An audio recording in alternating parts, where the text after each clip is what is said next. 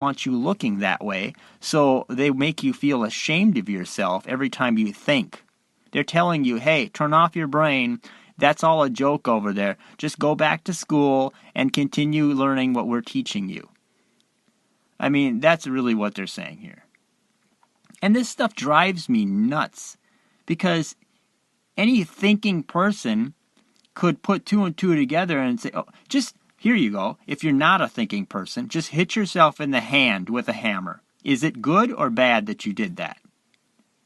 Okay, it hurt, so it must be bad, right?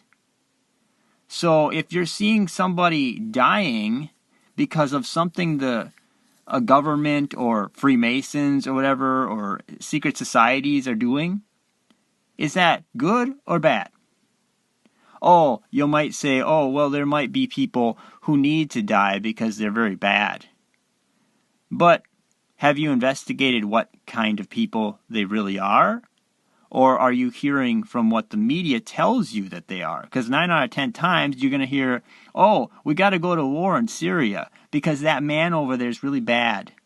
Because we don't like him, because we haven't removed him yet. We've removed so many men over there that were bad. And we need to remove just one more. I mean, think about that. Nobody asks questions. They're just like, whatever. Or anybody who does ask questions, you're nuts. You know, even within your own family, which I have that in my own family, my family probably looks at me as a lunatic, like a nutcase. Because I'll point out things like fluoride is not good for you. Even though I have certain family members who tell me, no, it's good for you because it's in your toothpaste. Okay, so did you ever read about what happened to the Jews with fluoride? I'm sure that she would say that that's a different kind of fluoride, you know, whatever. Just don't wake up. Just keep sleeping. When the world falls apart, you'll ask yourself, I don't understand why the world is falling apart. I thought it was going so well. It's because you haven't wanted to read the Bible. You don't want to know. You don't want to read anything. You don't want to hear nothing. You just want to hear, well, just look at your cell phone and let's have fun. Let's keep on watching must-watch TV. So anyway, let's get back to Denver Airport before I go on another rant. The Denver Airport also has other pictures in it that show, like, even worse stuff. And there's this one picture where, yeah, the forest is on fire. Yeah, I get the green movement and all the terrible things or whatever. And you see all kinds of strange stuff, like occult kind of symbolisms and all the, you know, the New World Order type of stuff. And it always ties back to Freemasonry. You ever notice that? It always ties back to Freemasonry. But, you know, they're good people because they build buildings. Really? How do you get to become a Freemason? Do these news people ever ask that? What kind of oaths do you have to take to be a Freemason? Do these news people ever have to ask that? No. What kind of levels and what kind of things do you get to see as you go up through the levels of Freemasonry? Why is there 33 degrees as a higher level in the Freemasonry? I mean, the news will never ask these questions. Oh, well, those Freemasons, they're good people. They're just out there to help you. But how do you become one? Do you have to take an oath? Do you have to say, worshipful master to anybody? Yes, you do. And that is against anything. You can't be a Christian and do that. You just can't. That's not Christian. But Freemasons are always tied to strange, Luciferian kind of bizarre things like the Georgia Guidestones. Freemasons tied to that yet again.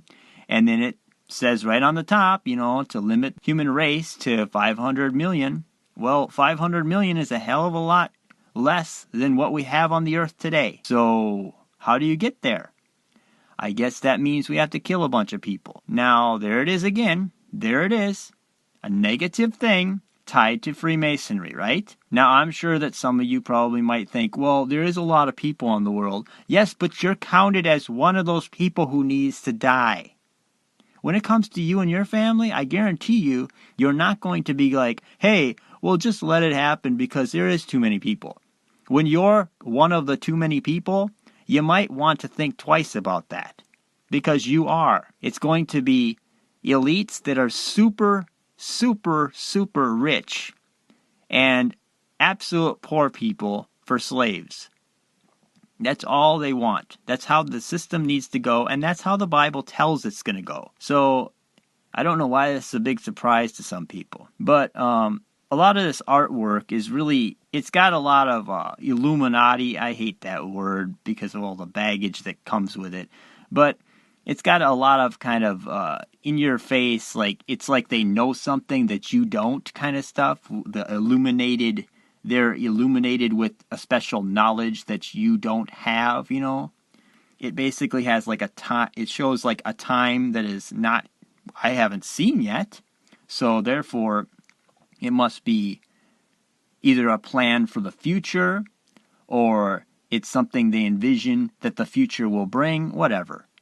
It's not a good thing, and it's not biblical by the way it's drawn out or whatever. But there is one picture where there's a boy hammering down weapons, and all these people from all these kids, they're always kids too, it's really weird. All these kids are left on the earth, there's no adults. And they're all bringing their weapons from all these different nations, and he's hammering them down and destroying them. Like, you know, oh, we're finally putting an end and we're bringing peace finally after all of that time with war and those adults making war or whatever. That's kind of what this theme seems to play out for me. I don't know. You could look at the pictures and get your own point of view. In fact, analyze all of this, and I want to see what you think. You know, this isn't just me, okay? I'm just pointing this out and exposing that so that some people might actually research this and actually look into it and become a quote-unquote conspiracy nut like me. So anyway, I think I'm just going to play a video that I think covers a lot of the facts about this. And then you can kind of hear the story or all the stuff behind the Denver International Airport. And then I'll get back to you after that. So check this out. The Denver International Airport. Now, there have been a range of conspiracy theories, so-called, about the Denver International Airport. The most known is that this Denver airport, which is, by the way, the largest airport in the United States, is likely a massive base. Well, the base is actually said to be underground. And we know for a fact, and we'll show you some evidence here in a moment, that would prove this to be the case, and that basically the airport is going to be a major hub and mechanism in the continuity of government process. And it's almost as if they've built this airport with some sort of information that we don't know about, that something bad is going to happen in the near future. So, this airport opened its doors on February 28th, 1995, after falling behind a year, and were a year behind schedule, and spending about $2 billion more than its original budget had dictated. But it's massive, and is around 53 square miles large. Now, since they built this massive airport, you may be thinking, well, maybe Denver just needed a new airport. Unfortunately, Denver did not need a new airport. Denver already had a completely functional airport called Stapleton that many people liked just fine. It's a well-known airport, and it was only 6 miles from Denver. So they didn't need a new airport, but they built one, spending billions of dollars. And once it was built, people began noticing and worrying about some hints that they were seeing around the airport that would seem to indicate that the airport was hiding something a little bit more sinister. Visitors to the airport immediately noticed a number of mysterious Masonic symbols, murals, images, writing that depicted the end of the world. And you're seeing some of those images here. And a lot of these things are linked directly to the New World Order and the Freemasons. So this here is the Mustang, which you are greeted with when first arriving at the airport. And you look at this thing, and it's a big demonic blue Mustang sitting up back on its hind legs with red demonic glowing eyes. And it was one of the earliest public art commissions for the airport in 1993. And oddly enough, the artist, Louis Jimenez, died in 2006 while creating the sculpture when the head fell on him and severed an artery in his leg. So then we have these very scary, to many people, murals that are very shocking, that depict images of people dying, children dying, these long lines of people that look to be diseased. We have this very scary figure standing here in an officer's uniform, carrying a sword in one hand and an AK-47 in the other, complete with a gas mask, implying that the instrument of death in this case is a biological weapon.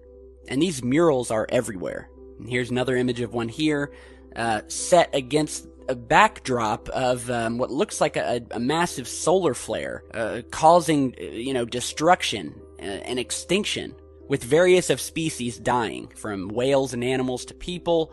We have a forest in the background burning down, and you'll even notice here that there's a little girl holding a Mayan tablet, also alluding to the end of the world.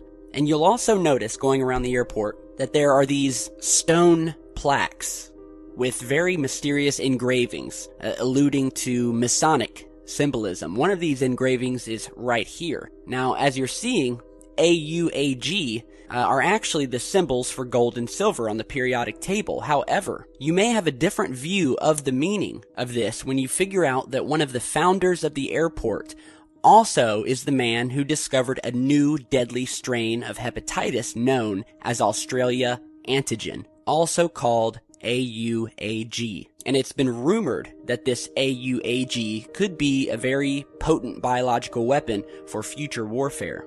So then we move on to another very mysterious stone block that is right in the entrance. And by the way, an interesting fact is that nobody really knows who paid for the Denver airport and its construction. However, all we do know is the fact that this dedication stone with this Freemason symbol in the middle, as you're seeing. And some very odd things are written here. The first one is the quote here that says, "The time capsule beneath this stone contains messages and memorabilia to the people of Colorado in 2094. So, why 2094? Again, do they know something we don't? And when you take in all of the evidence about D.I.A., and sometimes I will reference the Denver International Airport as D.I.A. to cut down on time. So, it's very eerie, and it reminds me of the Georgia Guidestones, which we will also talk about here in just a minute. But again, very odd. So then, under this Masonic symbol, we have another quote that says, "New World Airport Commission." And it sounds innocent enough until you find out that the New World Airport Commission does not exist. And, I mean, you just look at the name of it. New World Airport. As opposed to what? The old world?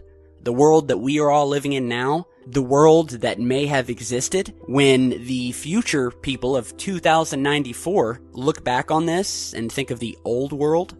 So again, you have to read between the lines. And it's all very cryptic.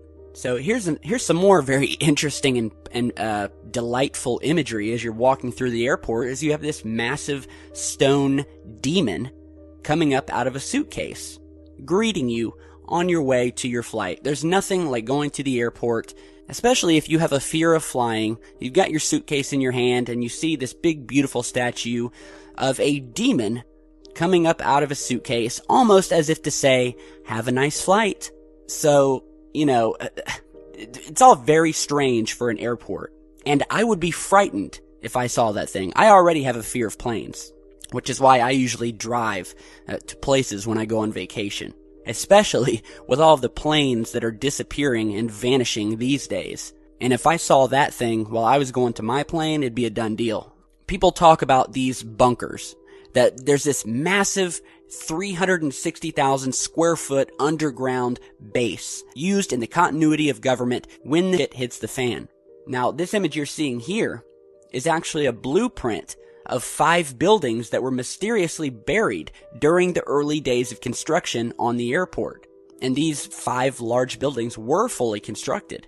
However, afterward, they were deemed to have been, quote, positioned incorrectly. So what did they do? Did they demolish the buildings like any other person would? No. They decided that rather than be demolished, that the buildings were ordered to be buried.